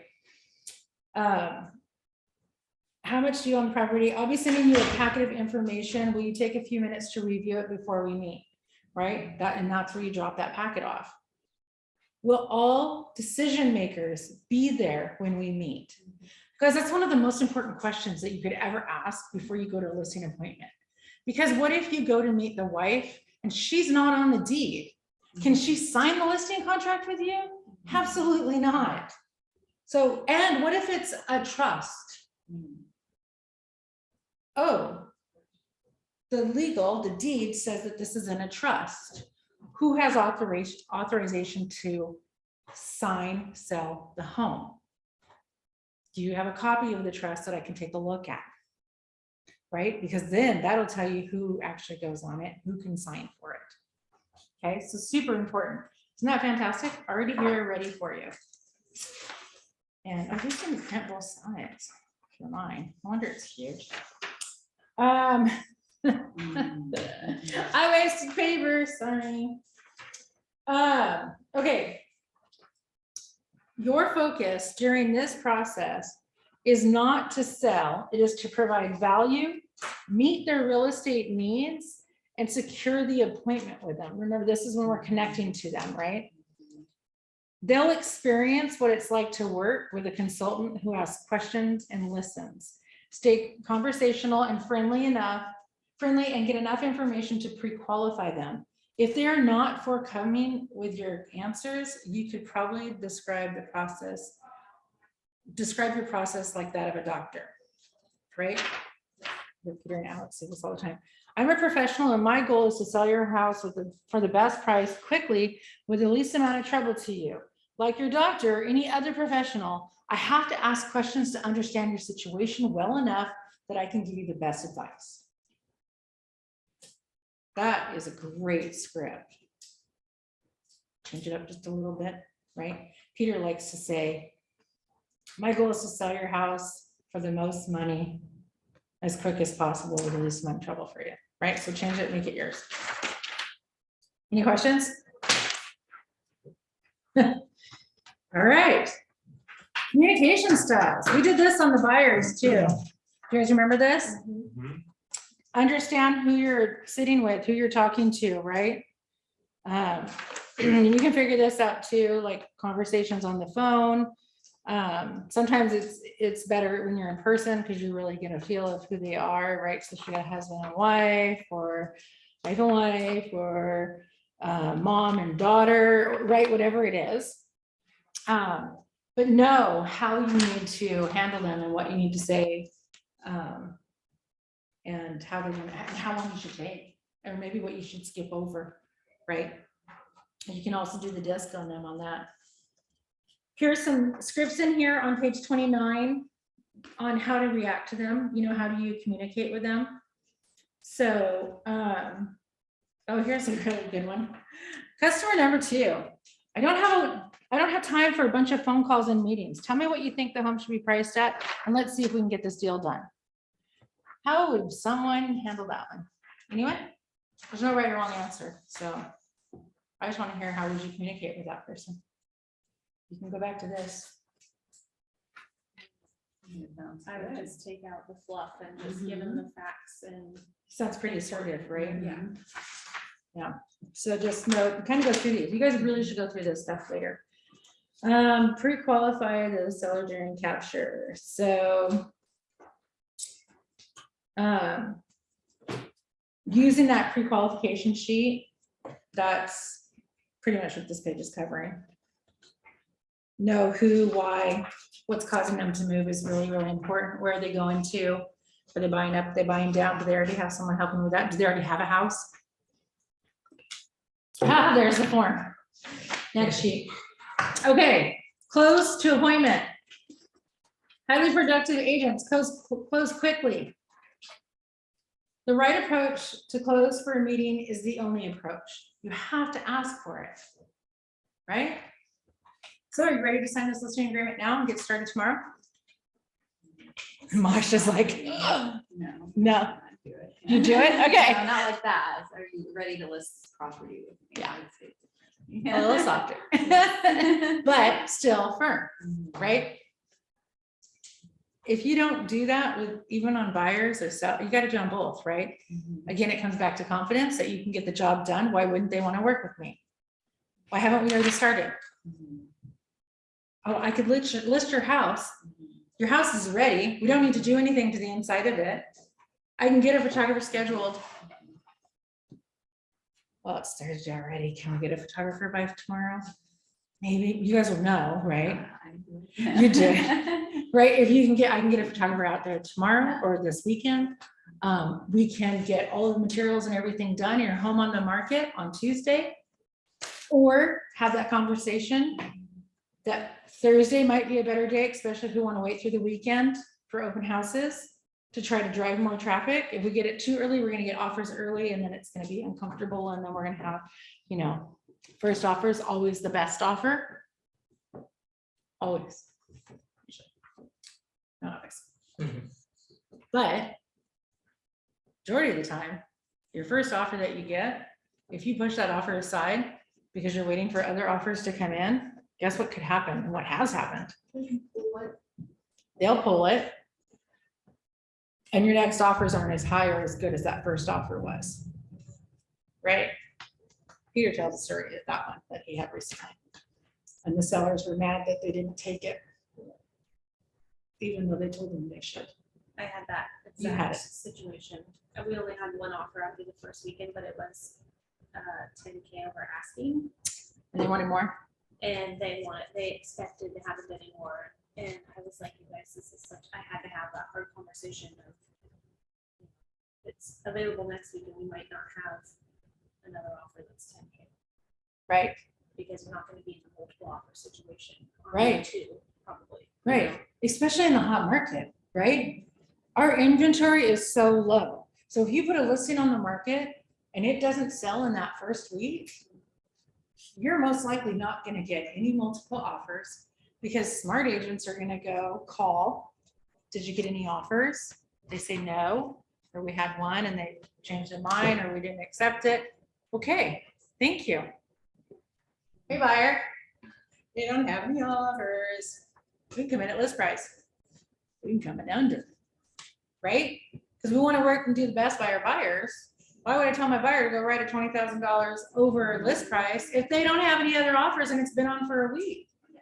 You got to know what you're playing with and how you're doing it. So having those conversations. The other part of it too, on a listing, go into our MLS, look at how many times it's been viewed. Go to Zillow, look at how many times it's been viewed. You can print those reports. You can take it with you and you can say, look, you've been seen 2,000 times on Zillow in the last week. 5,000 agents have viewed it.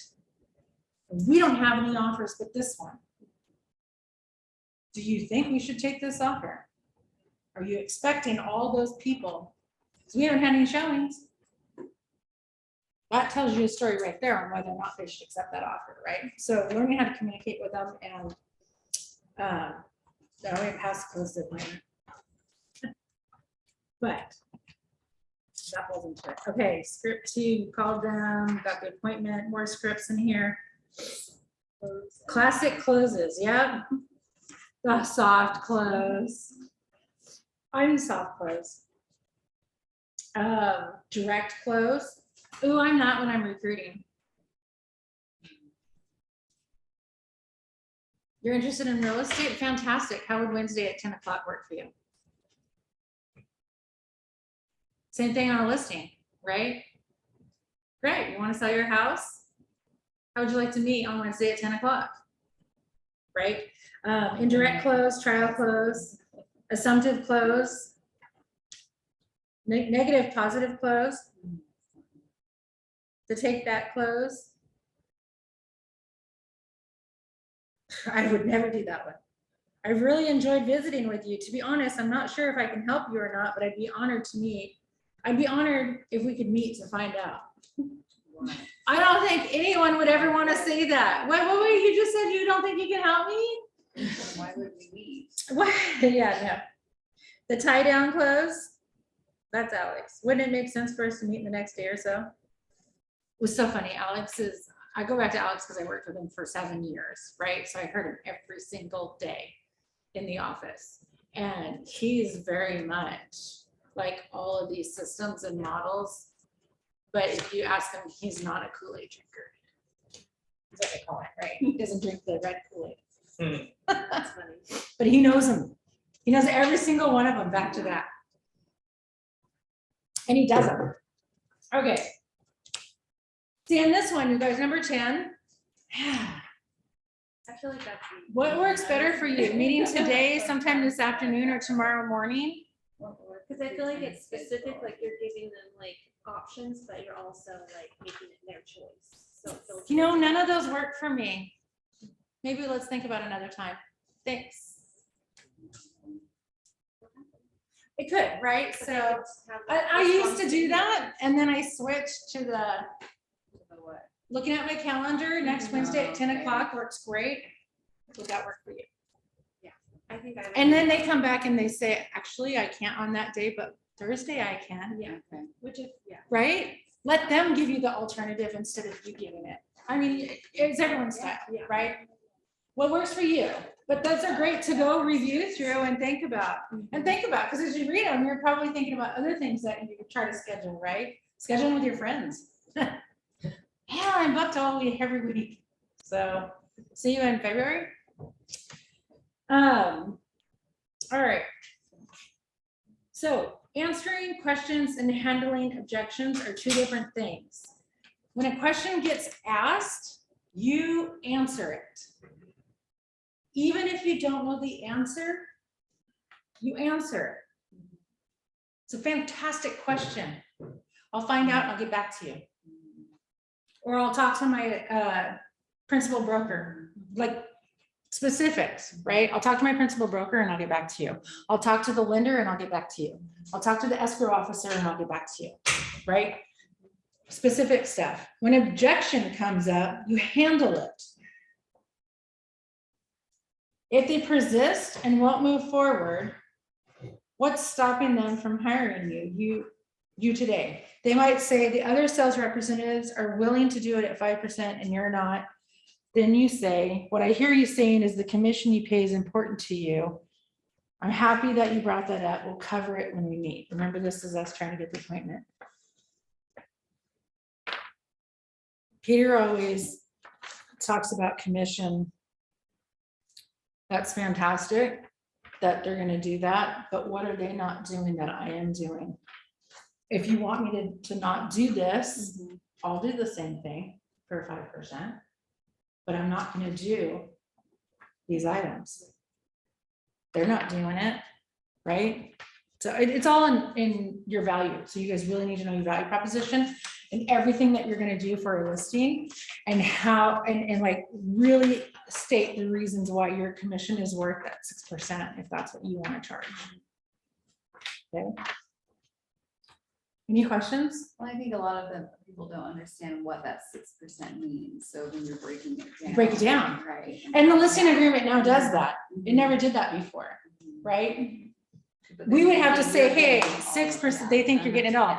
Yeah. Now it states total commission is this amount, but we're paying the buyer agent this amount. And now it's on the contract. So now it's not us just telling them that that's what we're gonna do, right? So, yeah. So out of that, so you do it at 6%. 3.5 to the listing agent, 2.5 to the buyer agent. Why? Why does the listing agent get more? Well, in 3.5, because you're gonna be paying for the marketing, maybe staging, all the other. Photographer. Yeah. Postcards. When I first started in real estate and I worked for the top agent in our town, helped her on the listing side. And then I thought, oof, she had a binder, as big as the night binder, and a video. And every time she had a listing appointment, I had to go drop those off with the seller for them to watch the video and go through the binder before our appointment. And then we would take them back with us and we left. In that binder, basically it's her listing presentation, right? It stated exactly where every single bit of the commission went to, everything that she did and what it cost and what she ended up with. And don't forget, you also have to pay out of your commission. So if you're looking at your total to try to make them understand, because everybody thinks that real estate agents make a lot of money, right? Out of the commission, we have to pay taxes. So right off the top, well, actually, let's go backwards. Right off the top, we have to pay our brokerage, right? So you take that out. And then you're gonna take out your taxes. And then you're gonna take out all of your expenses that it took to get that listing and get it sold, right? Showing them the cost and helping them understand that you're not making a ton of money on it, right? You don't have to put exact numbers in there, but like a percentage, right? Percentages of the commission. This is what goes to all these things. And the buyer agent doesn't have the same expenses that I do. So if they want to do it at 5%, we want to be competitive with the rest of the listings out there and offer the same amount to all the buyer's agents, right? If we choose to offer less, they may or may not want to show it. Technically, you can't do that, but is it done? Absolutely. So when we do like our value proposition, like we, okay, let's say like, cause some people are like visual and everything else. Like, are we like marking it like 1, 2, 3, 4, or are we writing like a statement? Like, I'm confused. On your vision or on your value proposition? So your value proposition in general, if someone says, well, why should I work with you? Yeah, You need to be able to say it. that's what I'm saying, but like, But you also want to take that value proposition and you want to break it down in a listing presentation. that's what I'm trying to figure out. Yeah, so you're going to talk about the marketing and it's going to be brief, like you just got to tell them the main points of it, right? The main points is the little conversation, but then you schedule, it's enough to get them to want to schedule with you. When we get to the appointment, now you're going to go full detail about everything that your value proposition is in order for them to list with you. Right? Peter, did you hear your name? I like said it 500 times. I can't hear what he, I don't think he can prove any of it. You might want to change your mind on that. It was all positive. We're talking about when the seller. Winning the seller. Yeah, and we're at closing the appointment. Well, here's some advice. Yeah, here it comes. Ask for the business. Did we just talk about that right here? And there was how many ways to ask for it? It's real 10 simple. classic closes. What's yours, I like Peter? the one, well, are you ready to move forward with us now? It's real simple. Right? And you know what I get about 90% of the time? They may not, even if they told me that they weren't gonna sign. we'll meet with you, but we're not gonna make a decision today. So that's fine. We'll get done. How do we do? We did great. Well, are you ready to move forward?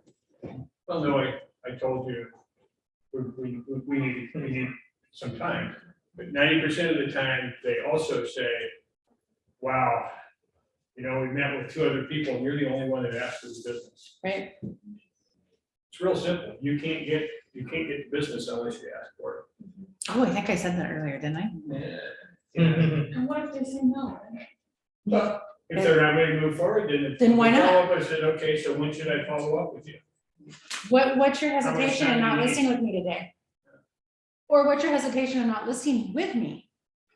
I like to throw in today, I've got 2 more. because you might appointments. change your mind tomorrow.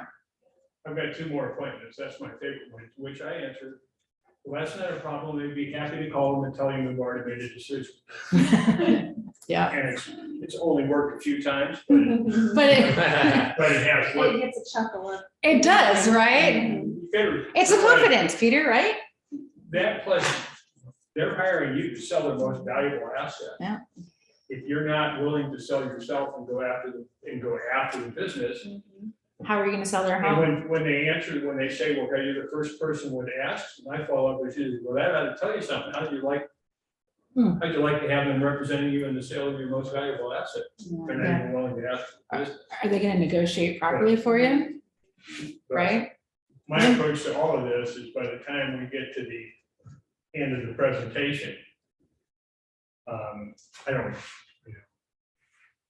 I have never gone into a listing presentation without complete and total data, background, statistics, all this stuff, and a presentation that walks them through the process from start to finish. And occasionally, we'll run into somebody who will just BS. Somebody once told me, said one of the guys from LA, that big time celebrity guy, just they're fully prepared, but the objective is never have to take the presentation out of your briefcase. Yeah. If you can spend 15 minutes at the front door chatting and walking around the house and connect, you may not need to do it. Right. But I'm also convinced that we list at 6%. Everybody who compete with us at 5, Or 4. we're at 4. And when I go through the presentation, we took a couple listings at 5, but they were all over $1 million too. And that was because they said, we'll go with you except for so-and-so offered 5, and we're gonna go with him unless you agree to 5. But if it's over $1 million, you can afford to do that. A lot of times the higher price ones are a little bit lower commission. But that's probably 2 listings out of the 92. Then you adjust and change your buyers. What did you offer the buyer agent? Yeah, I mean, we did the same volume, but our listing commission income went up 97.6% last year. When you took 5% on the listing at over $1 million, what did you offer the buyer agent? 2.25. See, adjust it. Always show the value in what you guys offer and what you're gonna do and why the listing agent should get more than the buyer agent. I mean, like, All they have to do is walk in and when write they, the offer. when they ask that question, which almost everybody does, what do you charge? Mhm. I smile and say, I don't want to sound arrogant, but I got to tell you, you're asking the wrong question. What do you mean? Well, let me ask you, this is Alex's. Yeah. This is Alex's. So I charged you 10%, but when we got to closing, you had $10,000 more in your pocket than somebody who charged half that amount. Would you care? The answer is always no. Right. Say, well, we just charge a standard 6%. And this is how it's broken down. 2.5%. That's right here on one of my documents, shows all the BAC, what everybody's charging. I said, well, to be competitive, we have to offer 2.5% in this market. Yeah. We do all the work, we're the listing, we do all the marketing, everything else. So just from a transactional standpoint, don't you think we ought to be able to be paid the same amount as a buyer agent who just walks somebody into the house? Yeah, so that's 2.5%. Now, if you want me to maximize what I put in your pocket, I need this 1% for marketing. 2.5 more equals 6. But you better be able to have shown them the marketing that you do. Right. And by the way, did you know that Keller Williams is the only real estate brokerage that has a national listing service? So that when we That's list right. your property here in the local RMLS, it also goes into KWLS, and all 185,000 agents in North America have access to your listing. And we have Proxy where you can list it internationally, I already feel like I'm sold. right? And there's a graphic that shows all these websites that you or I may not have ever been to, but it's out there. And guarantee I've never been. I haven't, I need those. Why do we need this? I don't care if it's there. I just want to know if it's the big Walmart ones. Things. Those crazy I ones. just remember looking at it. The key to being able to do what we just talked about is being as prepared as the information is available to all of us allows you to be. Yeah. You need to go in, and if you're comping a house and it's a 1 level and you use 2 levels to comp it, you better be able to explain yourself, because 1 level sells for more than 2. If it's in a different location. By the way, have you seen the neighborhood search in RMLS? So you can go in and you can, under advanced search, you put in the address, it drops it down. Yeah. You click on it and go Mhm. where they have circles and stuff, you go down and you just click neighborhood. Yeah, And it actually shows you the neighborhoods now. yeah. And so you- There's a lot of different searches you can do in the map search now. And I use that in advanced search. I don't know if it's in- That's all I use. But, So I train these guys on. Mhm. So, Thank you, Peter. Good stuff. It was worth taking the few minutes for me to get through the rest. Okay. No, I love that you came in because you said exactly what I wanted you to say and you had people writing down. Oh, this is on this other one. Chapter 2. as I like to say to all of my clients, this is very simple business. It's just, That's, yeah, it's not easy. Okay, we're gonna speed through the rest here. We're almost done for today. Thanks, Peter. So if you don't have leads with, oh, this is where you guys are supposed to break out, go make your calls. Okay, so, but here's like, you guys can do this, right? On your own, think about it. Keep these suggestions in mind as you dial. Clear your mind and be present in your conversation. I'm gonna add that in there. Stand up and speak in a positive, upbeat voice. Ask questions to get the answers you need to move forward. So think about this as you're calling people, as you're going through. They also have a call log here that you can make notes and write, but I also like, and what a lot of the high dialers, if you want to call it that, like Alex, open up the contact. And if you click on the phone button, a box pops up and you can make notes and you can do all kinds of activities, create the next task, and it records it within that contact. So you could do both, or you could just do the one. I mean, you kind of want to know, if you're just doing it in the system, you might forget how many you've talked to, right? So make copies. And remember, don't forget, if they are not ready right now, you want to cultivate them until they are, right? Just think about, all right, right now, I'll follow up with you in a couple days or a week based on whatever the situation is, so that you can not forget them. All right, weekly activity tracker. There's another one. How many hours you spend on lead generation? How many leads that you contacted? Cross off the 17 and change that to 20. Number of appointments set. You guys, that's going to be based on what your goal is. Number of appointments completed today. Again, that's going to vary based on your goals that you have. The number of appointments that signed an agreement and the number of sellers that went under contract. Well, hopefully that will grow, right? Take action, know your numbers, do your lead generation, and know your lead conversion model. Does anyone have any ahas that we've done for today? We have a big one for next time. I want to get into this pre-listing. You guys okay with just a few more minutes? Okay, because we're going into chapter 2. This is what we have for next week, okay? And today's was smaller, so I'm gonna have to like be on it next week. So just the pre-listing. Click through this. Oh, I clicked over here.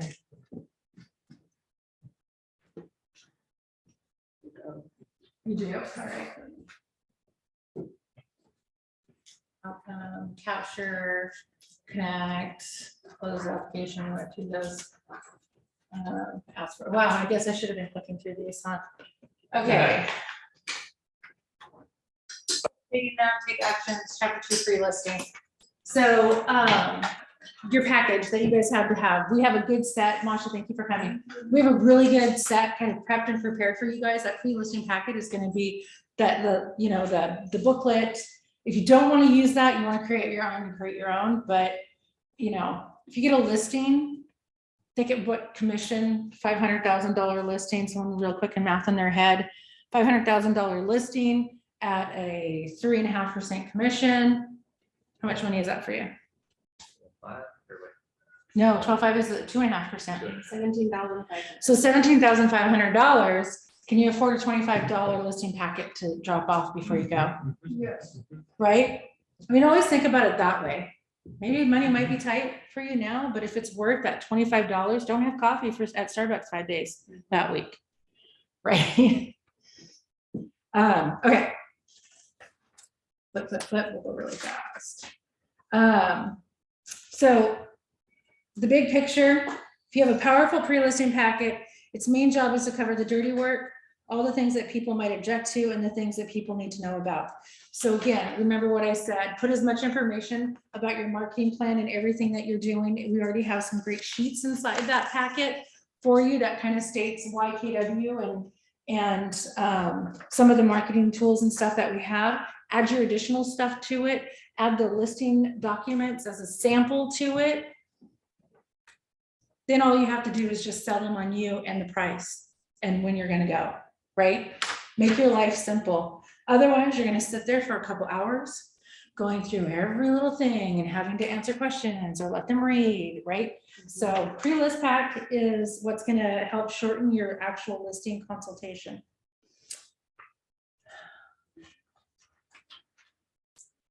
Value proposition, you guys, we've gone over this. Basically, your value proposition is about your marketing, why, your negotiation skills.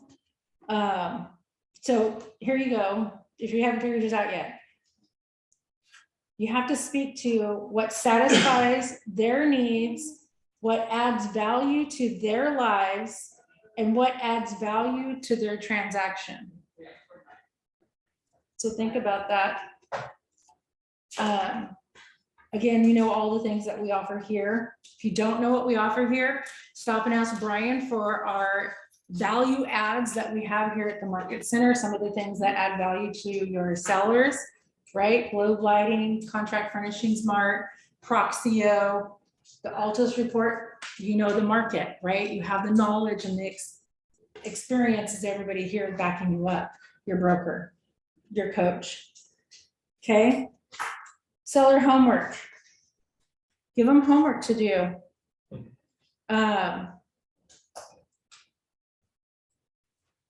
What homework will you give them to do? I guess it just varies, right? You can hit send. Well, you can DocuSign them all the listing agreement. You can send the pre-list packet with sample documents. If you already know what the price is going to be, then you could DocuSign. That's homework, have them go through and fill it out. But realistically, you're going there to get the listing, so that's probably not going to happen, right? Based on your questions here that you asked them, there's even more that you can have. Like, is your property ready to sell? Right? Do we need to stage it? Do we need to update the flooring and stuff? I mean, there's all kinds of questions that you can go through to find out whether or not the home is ready now. It also affects the value, right? Has it been updated? Like, you know how old it is. Okay, the house is 1997. Has it been updated at all? Because believe it or not, we're a long ways away from that date, right?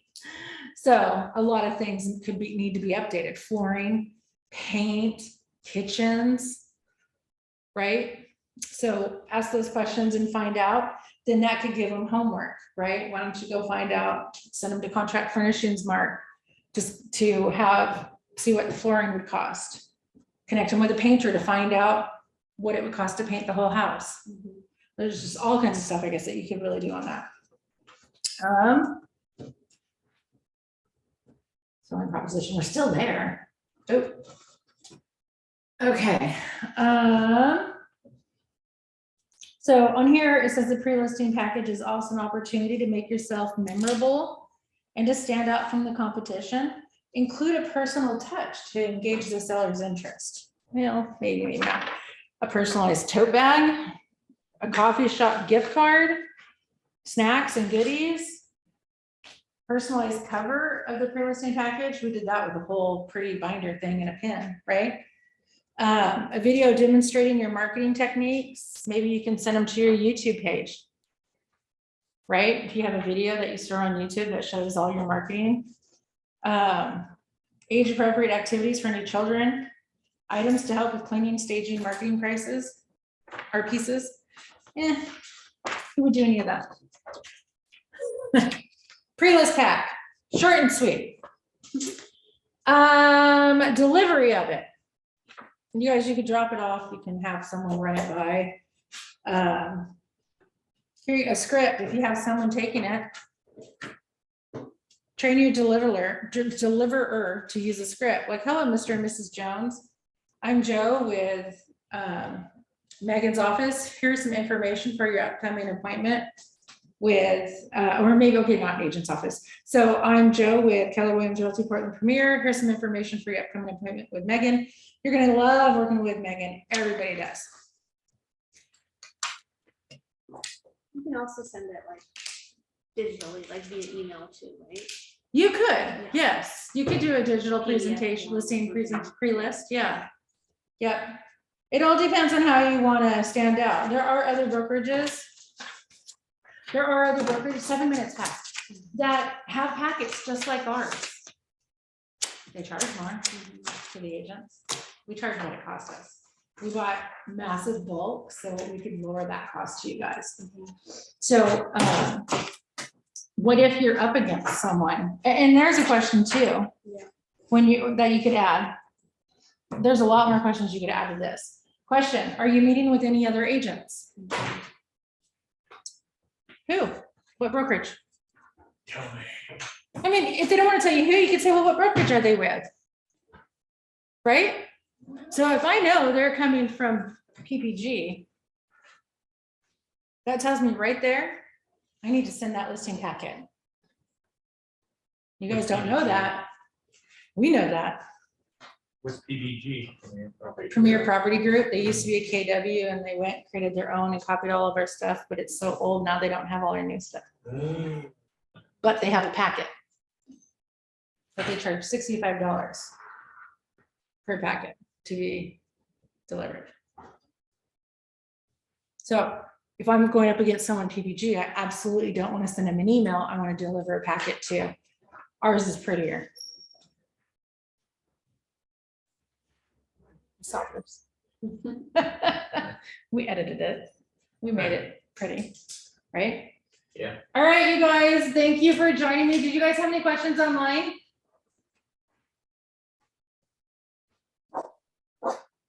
No, thank you. Did you find it useful and helpful? Barbie, it's okay. I have a little dog that barks like mad whenever I'm at home coaching or teaching. As soon as I talk, she thinks that you're actually here in person. So the whole time she's quiet until I speak. Anyway, thank you. I learned some stuff, took a lot of notes. All right, thank you. Kirk, thanks for joining. No problem. I always appreciate being reminded of things to do. And I just gave you a bunch.